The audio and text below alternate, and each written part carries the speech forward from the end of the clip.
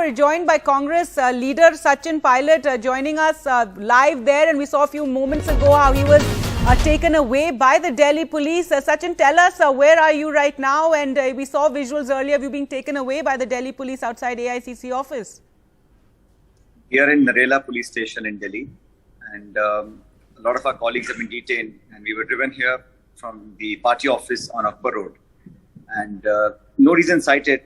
We wanted to enter our own party office, which we should have been allowed to do. But I think the police and the government have made up their mind that no leader, no political opposition party, we are not able to do anything. I think the kind of action that the police has taken is not only unacceptable, but a very bad sign for our democracy, where you're using the police to do lathi charge inside our offices in New Delhi. That's never happened before.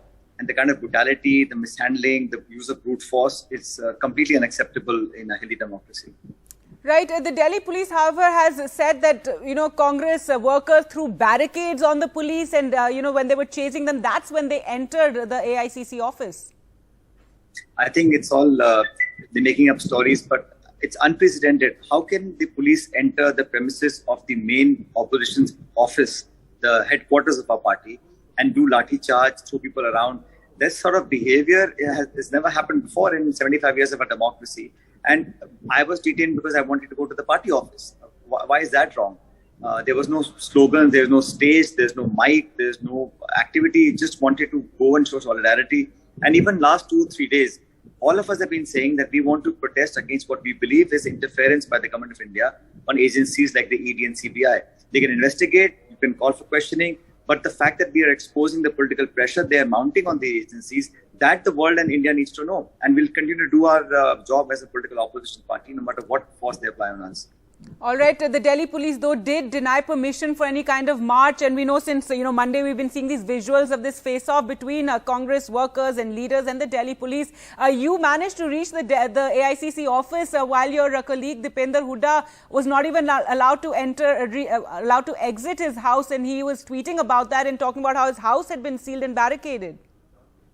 In the national capital, if you're detaining opposition leaders, members of parliament, office bearers of our party, senior people, ex-chief ministers, manhandling them, putting cases on them, putting them in police stations, what sort of a democracy are we talking about? If we want to oppose the government, they should accept that. They should fight with us on issues in the elections battle. But just because we support our leadership, Mrs. Gandhi and Rahul have been called purely on political, it's targeting them politically. But if there was any truth in the case, there is no FIR, there is no wrongdoing. It's just 7 years later, they decided to mount the pressure because elections to the president are coming, the state elections in many states are coming up. But this kind of use of force, the complete brutality of it all, it's never been witnessed before. There have been previous governments, Congress has been in power and in the opposition.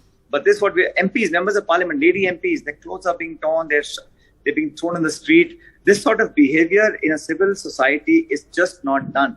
And I think so the BJP has criticized the Congress, this Satyamev protest that you're doing. The BJP's questioned it. They're saying you're celebrating corruption, that let the enforcement directorate do its work. Let them question Rahul Gandhi. Why this, drama taking place day after day over a political leader being questioned in a case against him, which was have you ever heard of the ED investigating a BJP leader?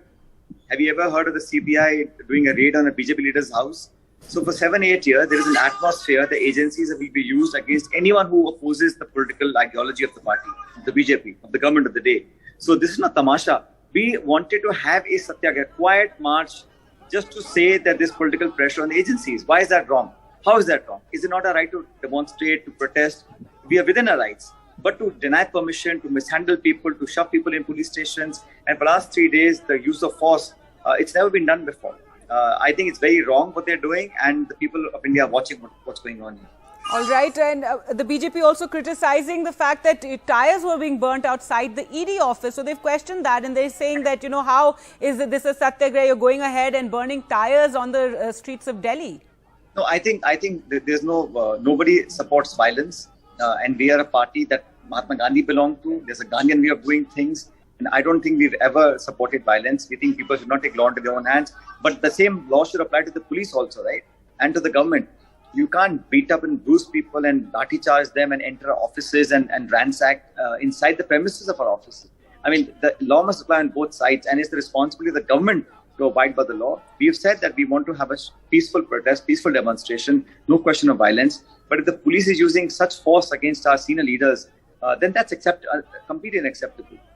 So what happens now? You said you're there at the police. You've been taken to a thana. Do you have any clarity when you will be let go? I have no idea.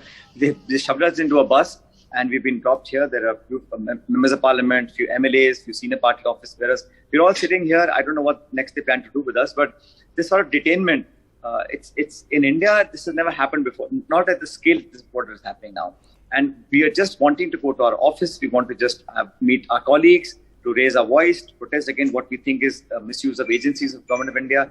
And this is the response by the BJP-led government in Delhi. And how long will your protests continue here in Delhi? Rahul Gandhi, today is the third day of his questioning. We're not sure how many more days he'll be questioned. Then later this month, you'll have Sonia Gandhi being questioned as well. I don't know, but for whatever it takes, however long it takes, our struggle, our protest, and our attempt to expose the workings of the Government of India, that will carry on. I think we all know for 7-8 years now, these agencies have been purely used to suppress the voice, muzzle the voice of our leaders in the opposition, especially the Congress party. The whole world knows that. But we are within our right to expose this sort of complicit behavior of the Government of India. And the BJP knows that by targeting the Congress, they're giving a message to all opposition parties that you toe in line, don't raise a voice against us, or else you'll meet the same fate. But we will persevere on, we'll forge on, we'll keep our struggle on, and no matter what it takes and how long it takes, we'll continue to march along with what we believe is our right. And what would your response be to some criticism about how the Congress is, getting activated over Rahul Gandhi's questioning, but we haven't seen so much energy or protest over various other issues like price rise or, what happened in Uttar Pradesh recently when protesters' houses were being brought down, on all these other issues that concern people? I think the fact that these issues is what BJP and Government of India don't want to address. Kashmiri Pandits are being slaughtered in the valley.